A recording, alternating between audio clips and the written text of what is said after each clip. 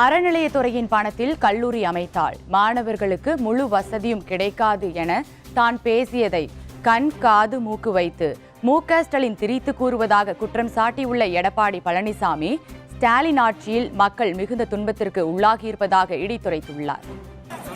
என்னை பத்தி பேசுறார். அறநிலையத்துறையிலிருந்து பணத்தை எடுத்து கொடுத்தா எடப்பாடி பழனிசாமி கொதிக்கிறார். அறநிலையத்திலிருந்து நீங்க எடுத்து கொடுக்கணும் வேண்டாம்னு சொல்ல, ஆனா அதனால மாணவர் பாதிக்கப்பட்டுருவாங்க. மாணவருக்கு தேவையான திட்டத்தை முழுமையான நிதி அறநிலையத்துறையிலிருந்து கிடைக்காது. ஏன்னா கல்லூரி வளர வளர கட்டணம் தேவை. அதுக்கு பல பிரிவுகள் புதுசா உருவாக்க வேணும். அரசாங்க கல்லூரியா இருந்தா அனைத்து கிடைக்கும். ஆனா அறநிலையத்துறையில் இருந்தா நிதிகள் பெறுவது சிரமம். மாணவர்கள் பாதிக்கப்பட்டுவாங்க. மாணவர்கள் பாதிக்க கூடாது என்பதற்குத்தான் இதை நாங்க சுட்டிக்காட்டினேன். மாணவருடைய எதிர்காலம் கருதி அரசு கலைக்கல்லூரி துவங்கள் என்று தான் சொன்னனே ஒழிய வேண்டாம் என்று சொல்லவில்லை. வேண்டும் என்ற திட்டமிட்டு பொய் பிரச்சாரம் செய்கின்ற ஸ்டாலின் அவர்களே, ஏன் அரசாங்கத்தில் பணம் இல்லையா? திவாலாகி போச்சா? அரசாங்கத்திலிருந்து பணம் கொடுக்க பணம் இல்லையா?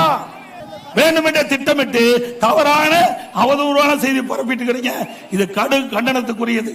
மாணவருடைய எதிர்காலம் கருதி அவர்கள் மேலும் மேலும் உயர்ந்த நிலைக்கு வர வேண்டும். அந்த அடிப்படையில் தான் அரசு கலைக்கல்லூரி வேண்டும் என்று நாங்கள் கோரிக்கை வைத்தோமே ஒழிய உங்களை போல ஏமாற்றுகின்ற கட்சி அதிமுக கட்சி இல்ல. மாணவர்கள் மீது அக்கறை கொண்ட கட்சி அதிமுக கட்சி.